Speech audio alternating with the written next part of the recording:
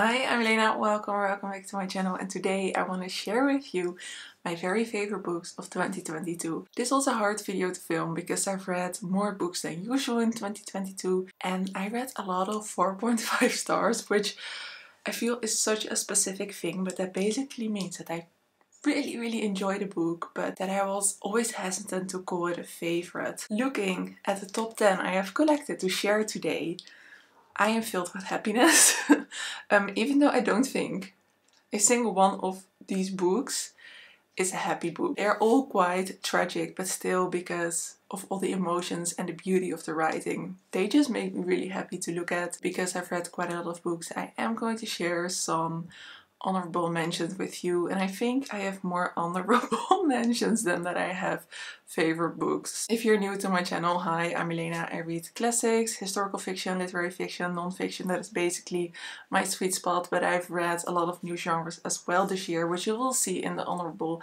mentions. If you enjoyed this video, I would love it if you would subscribe and you can see the videos that are gonna come in 2023. Without further ado, let's have a look at the honorable mentions.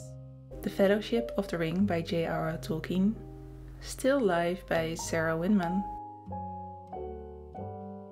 Beach Read and Book Lovers by Emily Henry, Bitter by Akwaeke Emezi, Far from the Madding Crowd by Thomas Hardy, Autobiography of Red by Anne Carson, Wives and Daughters by Elizabeth Gaskell. Of the 3 Toni Morrison books I read, one will be on my favorites list and I will discuss in a minute, but the other 2 are Song of Solomon and Sula. Giovanni's Room by James Baldwin, and lastly but definitely not least, My Cousin Rachel by Daphne du Maurier. Let's start with one of my favorite historical fictions of the year, and that is The Wolf Den by Elodie Harper. We have a young woman, our main character Amara, and she works in a brothel in Pompeii. This is a very slow build, character-based historical fiction.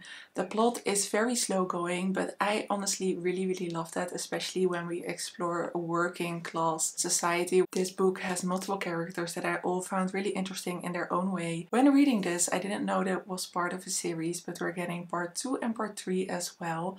Even though this book I think you can read as a standalone, because it felt sufficiently wrapped up for me to really enjoy as a book in itself. One of the most prevalent themes in this book is love and how other people are gaining different things from people loving them. I found that a very interesting theme, because in a brothel, love and sex do not go together, while we really focus on the physical and on power in that brothel. The most prevalent theme is love itself, and I really appreciated how the author played with that. We have love that focuses on wealth and security, but also a blinding love. A love where you have been hurt so many times and don't really understand what love should look like. I am going to read this month the second part in this trilogy, and I'm really excited for it. And number 9 is another historical fiction, and this is In Time of the Butterflies by Juliet Alvarez.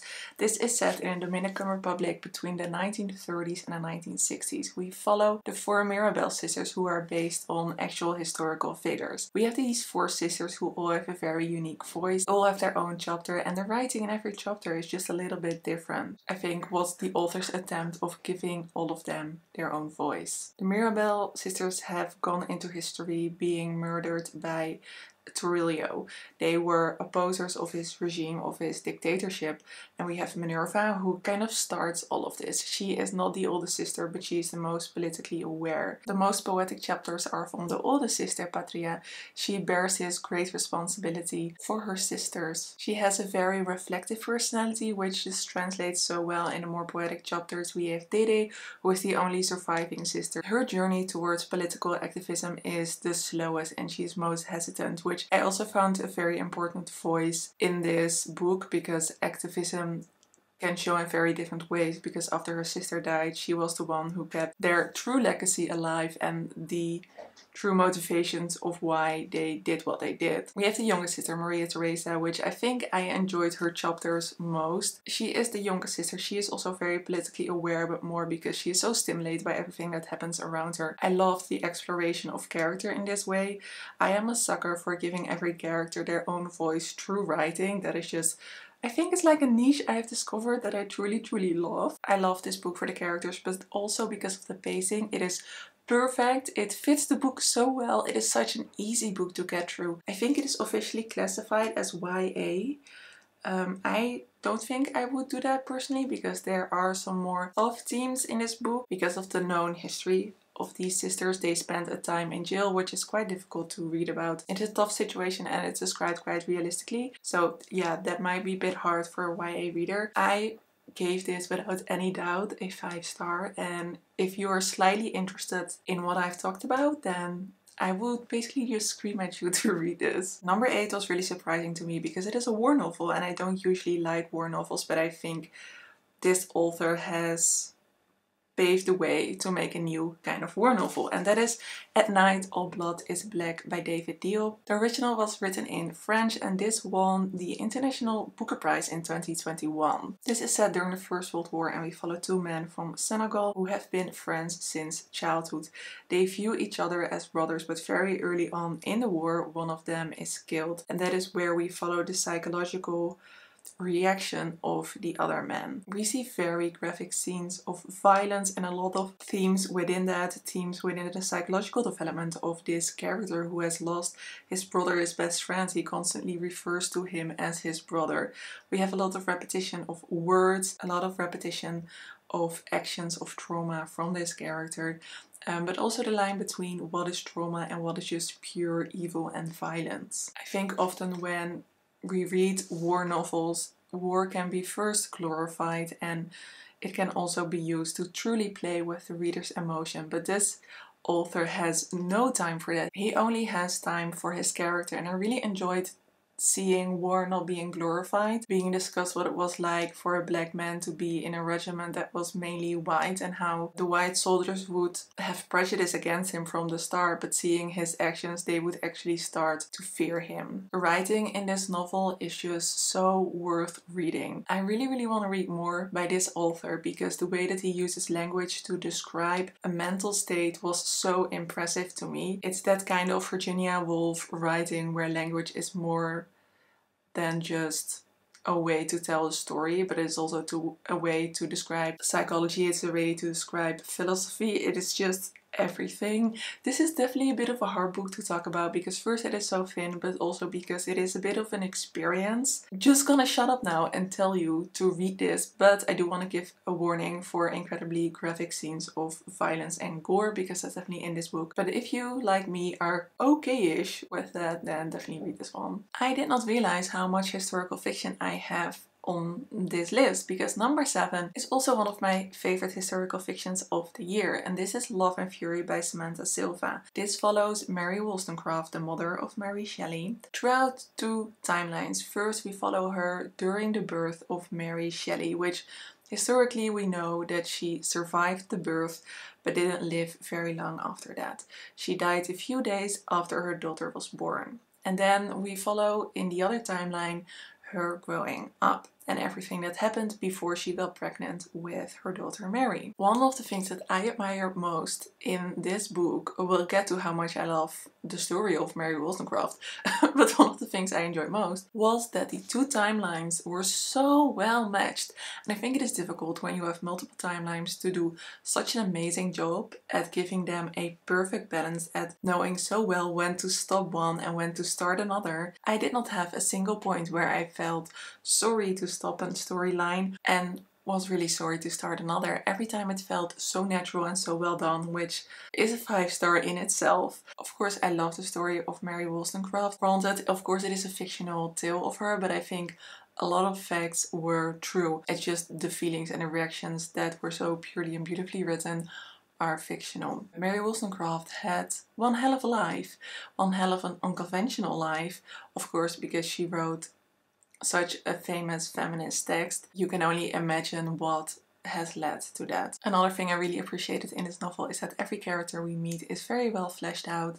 Doesn't really matter what their standing is, doesn't really matter what their relationship was to Mary Wollstonecraft. All of them felt like they could walk off the page with their very own story. One of my favorite side characters was the midwife, because we followed that timeline I don't remember exactly, but I think mainly from the perspective of the midwife. And the midwife was a working class woman. You didn't really have a very high standing back then as a midwife. It's not like a nurse or doctor right now who works in a hospital. Her own journey with giving birth and with family got a place in this book as well, which I found very touching, very beautiful. There were some medical details, like not really from the birth what I remember, but just how sick Mary Wollstonecraft got after giving birth. I didn't expect it, but I really enjoyed that because it felt so bare and real to the time and to what she was going through. I did mention at the beginning of this video that I gotten into some new genres, and I'm going to make a dear friend of mine really happy by putting this book on number 6, and that is Dreamer's Pool by Juliet Marillier. Before I started reading fantasy, I started to ask for some recommendations, and a lot of people said that I would probably like Juliet Marillier, and when I did a challenge where I read my friend's favorite books, I picked this one for Mary. Dreamer's Pool is the first book in the Blackthorn and Grimm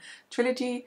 I am also very soon going to read the second one. But in this one we follow Blackthorn, who is in a prison together with a lot of other people, and one of those other people is a man called Grimm. When her prison sentence is supposed to end, and not end in freedom, but end in something else, she gets an offer that she cannot refuse. Not because it's an amazing offer, but because it's the only offer that offers her a life. And we follow her through the conditions that that offer has. I love this. It felt like a historical fiction, but with magical elements, which oof, loved it. It's really nice, really slow.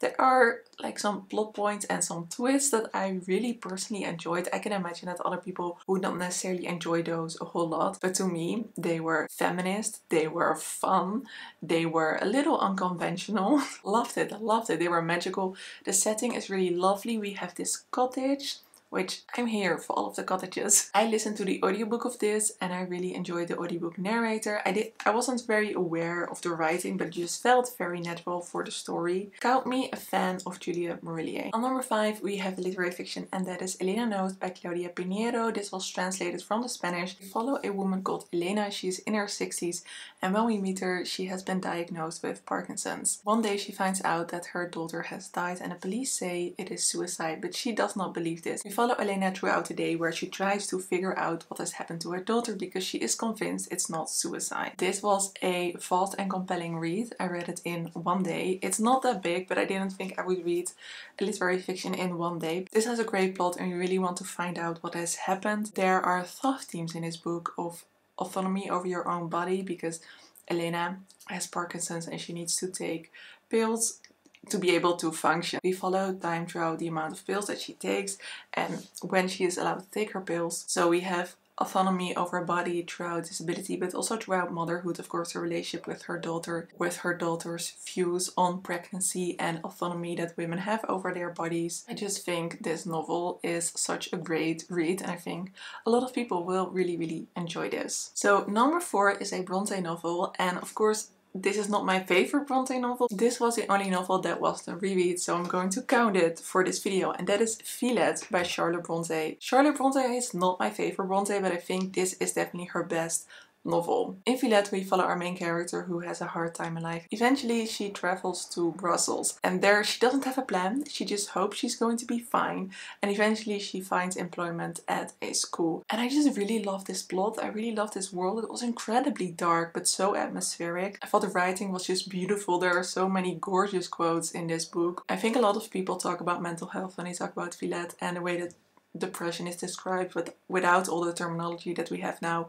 So well done, so accurate. The love interest I truly hated in this book, but I always hate Charlotte Brontë's love interest, so I was able to kind of get past that because the novel is just so gorgeously written. When it comes to the love interest, I hate him truly, but it's also ridiculous. There are things that are just ridiculous. Some plot twists in this book are ridiculous. I'm not sure if it's like ridiculous haha or ridiculous like what on earth were you trying to do, but it's so entertaining. I think some books you can really pinpoint why you love them. I think a few that I discussed before I can just pinpoint why they're so good. Why I really liked Villette is because of the reading experience, because I just had such a wonderful time reading this novel. I do have a whole vlog where I discuss Villette with, I think that's a spoilery vlog, but I will link it down below. Overall, I just wanna mentioned the Brontes as a whole because I've read all of their novels this year. I had such a wonderful time, and this was a pleasant surprise because I thought this would be a lot like The Professor, which I do not like, but this is so much better. On number 3 is the first book that I finished in 2022, and that is Piranesi by Susanna Clarke. I've read this a little bit late, but I didn't regret reading it at all because I bought it once Susanna Clarke won the Women's Prize with Piranesi. This is about a main character who lives in this ginormous house, and in this house that kind of feels infinite, there lives one other person, and our main character believes that he is the only other human being in the world. In this house we have different statues that to him represent humanity, and we get to know him, we follow him through his diary entries. And through his diary entries we notice that his psychological state keeps declining. His grasp on time kind of disappears, on reality as well, and because of that this book is really quite vague. It has a high level of vagueness. The world in which the main character lives has a high level of vagueness. It was very easy for me to get along with everything in this novel. It was easy to read, easy to follow, and it was just such a pleasant surprise to me. I don't think I've ever read anything that I could classify as literary fantasy, where the writing feels very literary fiction, but the themes and the world that we are in feels very fantasy. I know this novel has such mixed opinions, and I fully understand that. I fully see why this book wouldn't be for you, but I also could see why so many people like me truly appreciate this novel. The two most difficult books to pick were number 2 and number 1. Because I kept on changing my mind, so don't take me too serious on this. But these two books are books that I still really think about. One book I gave 4.5 stars and the other book I gave 5 stars, so that is the only reason why number 1 is on number 1. Number 2 is Tar Baby by Toni Morrison. This is not the only Toni Morrison I read this year, but this is the one that stayed with me the most. In Tar Baby we are on an island where a rich family lives together with their servants. 2 people come to this island, to this house. We have Jadine, who is the cousin of the servants, who just comes to visit, but we also have a fugitive who hides in the house. We are in the 1970s and this is the start of a very messy love story. It begins with everyone in this house exploding because of what feels like a dangerous situation, because of course there's a fugitive in your house. This situation pushes the boundaries of class and race that all of these characters have together established in silence, that they just have assumed of each other. But when they are faced with this situation, they basically explode. All these rules explode, which causes all of these rules to become visible, which I think if you have silent rules, if they're just things that you assume and then all of those things are exposed, it feels so dangerous and the tension gets so high, which made this book an explosive and memorable read to me. This is definitely a bit of an other Morrison book than I've read so far. It's definitely slower. The story needs more time to develop. We really have a lot of time in this novel where things are just happening, going their way, and before we get to that emotional, explosive state, it takes a while. So if you read this and you feel inclined to DNF it because you're not seeing the things that I'm telling you right now, I would advise you to give it just some time. There are certain images that I created while reading this. There are certain feelings and emotions that just stay with me so vividly. There are a few pictures I have in my head that I created while reading this book that I cannot let go of, and I think about them every few days. They pop up in my head and I just think about these characters and how real they felt. And I don't know, this was such a, I think this is what Toni Morrison does to me.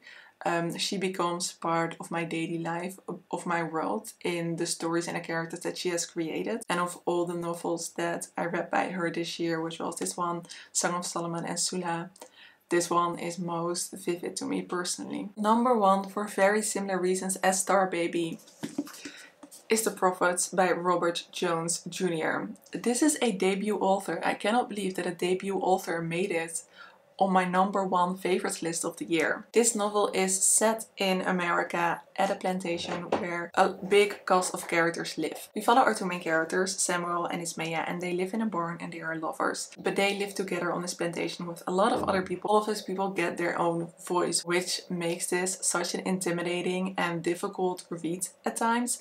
But oh boy, is it worth it. Almost all these characters are morally corrupt. They all do something or think something that brushes against things that we think are okay. All of them, even when they start out likable, they do something, they say something, they think something and I was shocked. I think it is such a bold move to give so many different characters all their own voice, and it doesn't always feel necessary in a novel, but in this novel, when you get to the end, you realize how necessary it was, that you met every single person, that you got to know everyone in a way that you did. Because the goal of this novel is not to get to know a single character, to get to know the psychology of a single character, but the goal of this novel is to create a sense of home, and what home used to be, and what home could be in the context of slavery. One of the storylines here is people being kidnapped from Africa to the United States. So the concept of home and having a history and having a sense of what was before you is, I think, the core of this novel. In the way that the author decided to do that and giving us a sense of every single character